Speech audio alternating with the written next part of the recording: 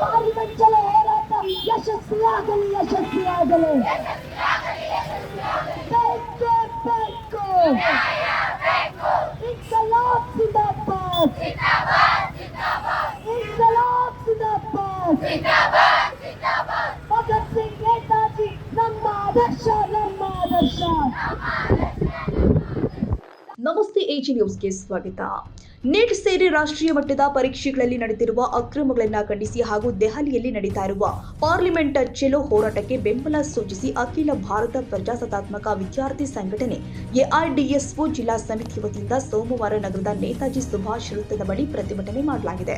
ಪ್ರತಿಭಟನೆ ಉದ್ದೇಶಿಸಿ ಮಾತನಾಡಿದ ಎಐಡಿಎಸ್ಒ ಜಿಲ್ಲಾ ಸಂಚಾಲಕಿ ಶಿಲ್ಪಾ ಬಿಕೆ, ನೀಟ್ ಸೇರಿ ರಾಷ್ಟ್ರೀಯ ಪರೀಕ್ಷೆಗಳಲ್ಲಿ ನಡೆದಿರುವ ಅಕ್ರಮಗಳಿಂದಾಗಿ ಲಕ್ಷಾಂತರ ವಿದ್ಯಾರ್ಥಿಗಳ ಭವಿಷ್ಯ ಸಂಕಷ್ಟಕ್ಕೆ ಸಿಲುಕಿದೆ ಅಂತ ಆರೋಪಿಸಿದ್ದಾರೆ. ಪರೀಕ್ಷಾ ಅಕ್ರಮಗಳನ್ನು ವಿರೋಧಿಸಿ ಹೊಸ ದಿಲ್ಲಿಯಲ್ಲಿ ಶಾಂತಿಯುತ ಉಪವಾಸ ಸತ್ಯಾಗ್ರಹ ನಡೆಸ್ತಾ ಇರುವ ಪರಿಸರ ಹೋರಾಟಗಾರ ಸೋನಂ ವಾಂಗ್ಚುಕ್ ಹಾಗೂ ಇತರ ಹೋರಾಟಗಾರರನ್ನ ಬಂಧಿಸಿರುವ ಕ್ರಮವನ್ನು ತೀವ್ರವಾಗಿ ಖಂಡಿಸಿದ್ದಾರೆ. ಸೋನಂ ವಾಂಗ್ಚುಕ್ ಅವರ ಉಪವಾಸ ಸತ್ಯಾಗ್ರಹ 22ನೇ ದಿನಕ್ಕೆ ಕಾಲಿಟ್ಟಿದ್ದು, ಆರೋಗ್ಯ ಹದಗೆಟ್ಟಿದ್ರೂ ಕೇಂದ್ರ ಸರ್ಕಾರ ಯಾವುದೇ ಪ್ರಜಾತಾಂತ್ರಿಕ ಸಂವಾದ ಮಾಡದೆ ದಮನಕಾರಿ ಧೋರಣೆ ಅನುಸರಿಸ್ತಾ ಇದೆ ಎಂದು ಆರೋಪಿಸಿದ್ದಾರೆ.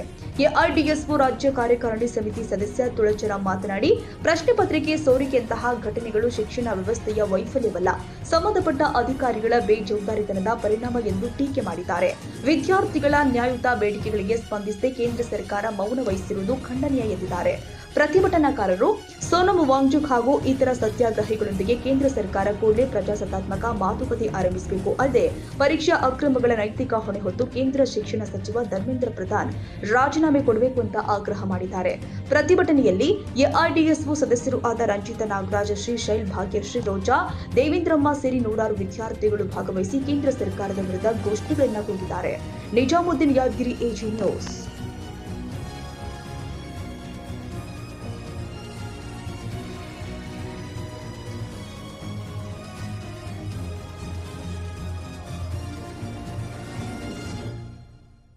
ಕನ್ನಡಿಗರ ಮೆಚ್ಚಿನ ನಿಮ್ಮ ಎಜೆ 24/7 ನ್ಯೂಸ್ ಕನ್ನಡ ವಾಹಿನಿ ಇದೀಗ ಟಿವಿಯಲ್ಲಿ ಲಭ್ಯ. ವೇಳೆ ನೋಟಿಸ್ ಕೊಟ್ಟಿದ್ರೆ ವಾಪಸ್ ತಗೋತೀವಿ. ಇವತ್ತು ವಕ್ಫ್ ಪ್ರಾಪರ್ಟಿ ಅಂತೇಳಿ ಬರ್ತದೆ ಅಂತ ಹೇಳಿದ್ರೆ ರೈತರ ಬೀದಿಗೆ ಬಂದ್ರೆ ಏನ್ ಮಾಡ್ಬೇಕಾಗತ್ತೆ? ಯಾರು ವೋಟ್ ಹಾಕಿಲ್ಲ ಅಂದ್ರೆ ಗ್ಯಾರಂಟಿನೆಲ್ಲ ಸ್ಟಾಪ್ ಮಾಡ್ಬಿಡ್ತೀವಿ.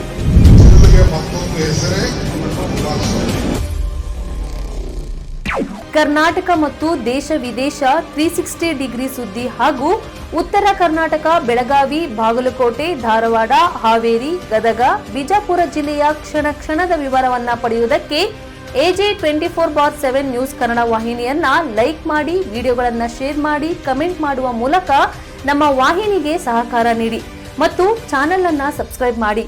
ಧನ್ಯವಾದಗಳು.